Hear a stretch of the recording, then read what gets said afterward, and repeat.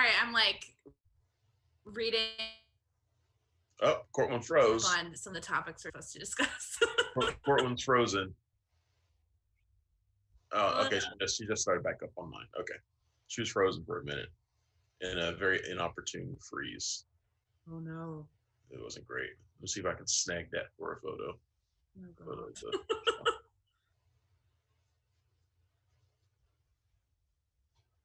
Assuming John ever sends me the edited version of the show this time.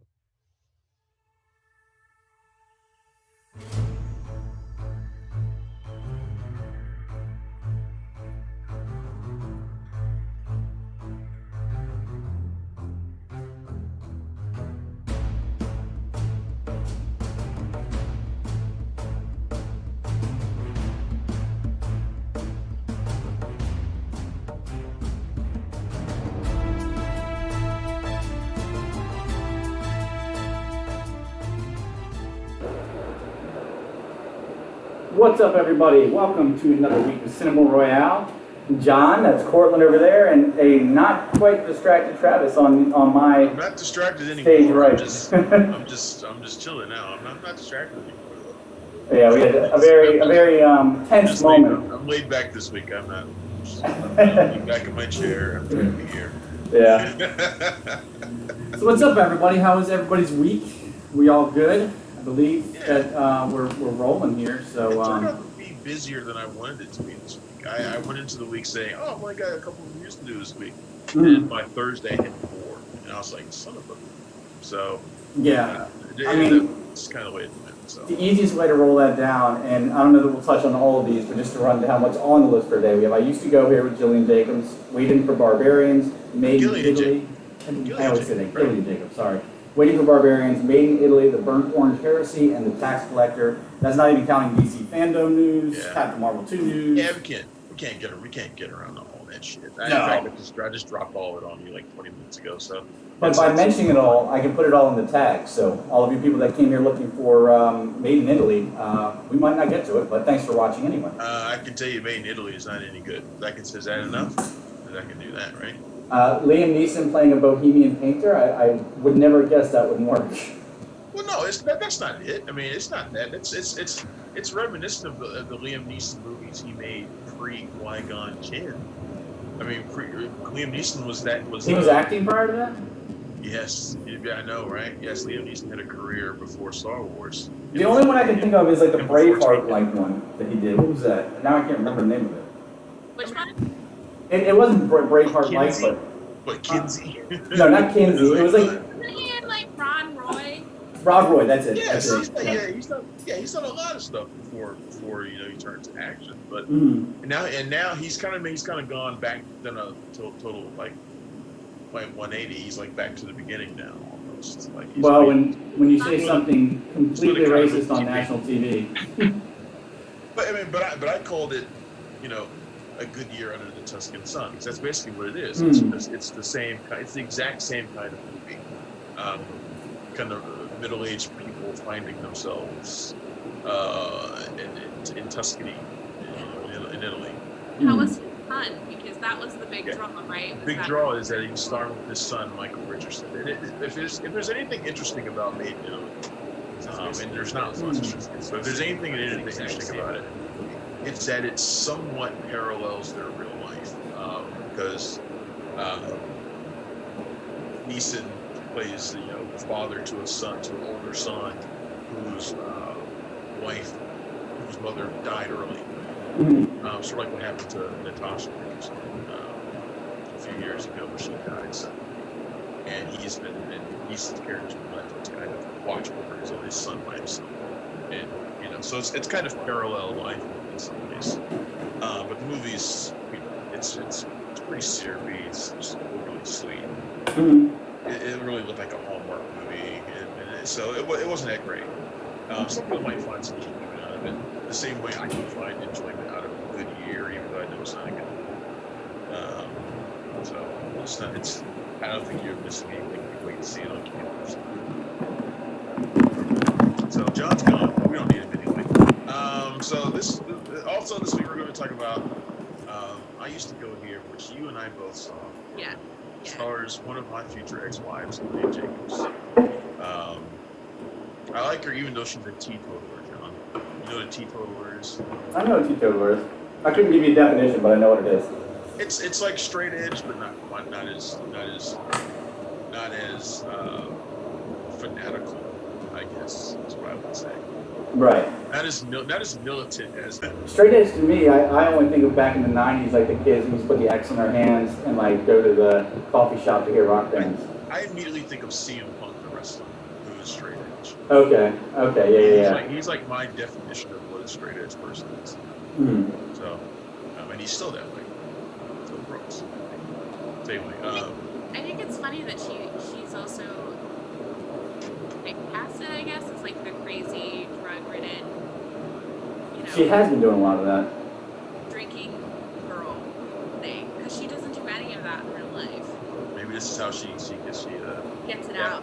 dabbles in it without actually having to dabble in it. Well, she's got that look. Like she looks like that, blonde-haired suburban girl next door type, but she has a little bit of an edge. She has a little bit of an edge that could give that look to it. So Yeah. she was basically that in Community too, just a couple years removed from it. I never did watch Hair it. yeah. I never did watch that show. Anyway. Oh wow. I know. So let's talk about I Used to Go Here, which is directed by Chris Ray. Chris Ray, who did the movie Unexpected a few years ago, which I remember, which had Kobe Smulders in it, John. You know how I feel about Kobe Smulders. Yeah. Unfortunately, she's pregnant with her movie, so it's not one of her men. But Wow. I know. But Unexpected was a really good film, and I was expecting a lot of I Used to Go Here. But Cortland, you interviewed Chris Ray. I did. So I want to get your opinion of the film first, and any thoughts about your talk with Chris Ray. So I feel. I thought you froze for a second. I thought our screen froze for a second. Uh-oh. Here's how I feel about it. I have definitely learned the lesson this week in terms of writing a review before you speak to someone.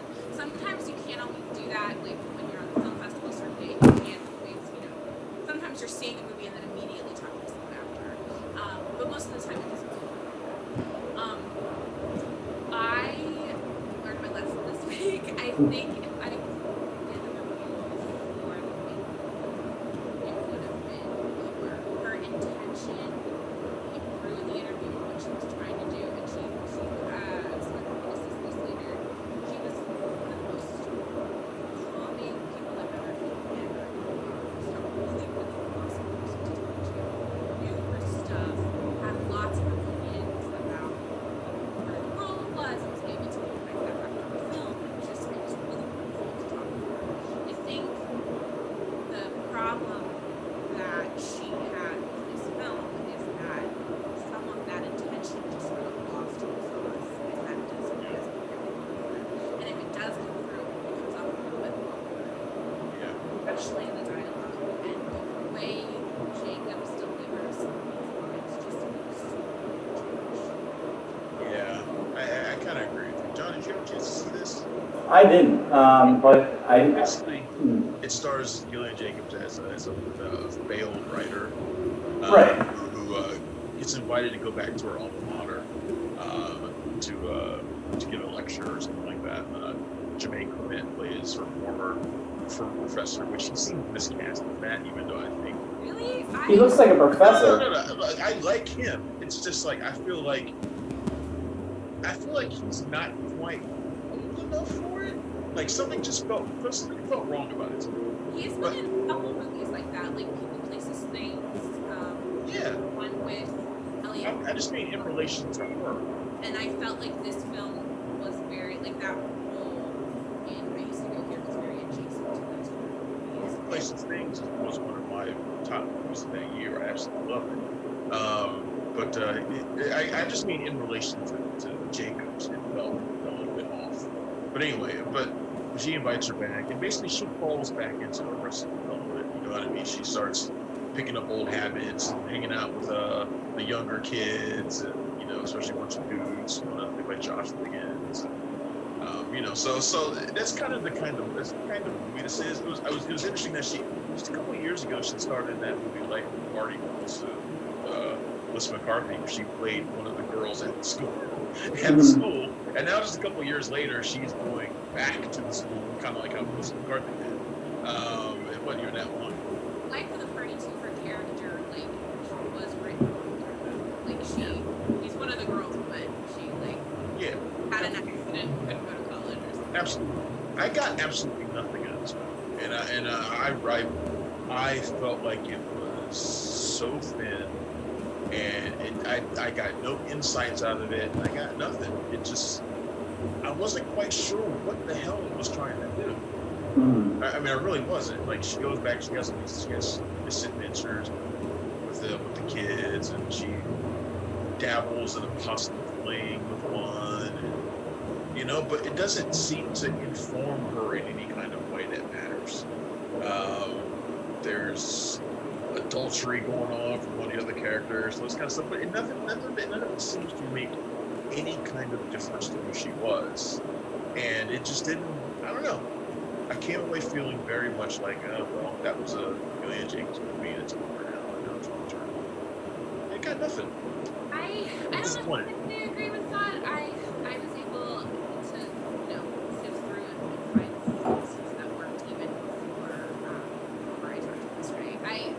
I think this message of failure and that it is okay to fail, that and how to handle, unmet expectations, I feel like that isn't dealt often in a realistic movie on screen. So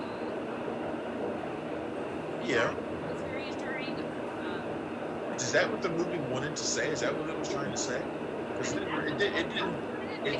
it felt like it did not deal with that very much at all. Like that was what it was trying to say. See, that's the major takeaway I got from it, which I don't know if it was a female thing that I was able to pick up on, but that's what I got from it, was this expectations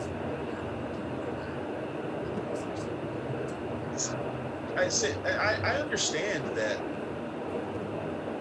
part of the movie is that she's dealing with unmet expectations, but that does not mean the movie had anything necessarily to say about unmet expectations. I didn't feel like she learned anything from basically failing at the one thing she really tried to do. I didn't get that. I don't understand how the adventure she has during this return trip enforced that. What? Sorry, I got a cat over there bugging me. No, I felt like the whole movie she's kind of in denial about her work, right? Like, she's trying to stay optimistic. She's not, she's aware that things are going the way that she wants them to, but she's not exactly. Which sales are taking. That's distracting me. I don't know what we got going on. The And cat I'm getting, was getting on a my lap notice and clawing at me. from our buddy Ronnie that we're having some audio issues. You guys sound muffled, so you do your thing. I'm gonna fix that back here. We sound muffled, or you sound muffled? You guys sound muffled. Well, I had a cat on my face for a second, so was that part of the problem? Could be. Okay. I'll be back in 1 second. You guys keep going. I think for me, like the big takeaway was that she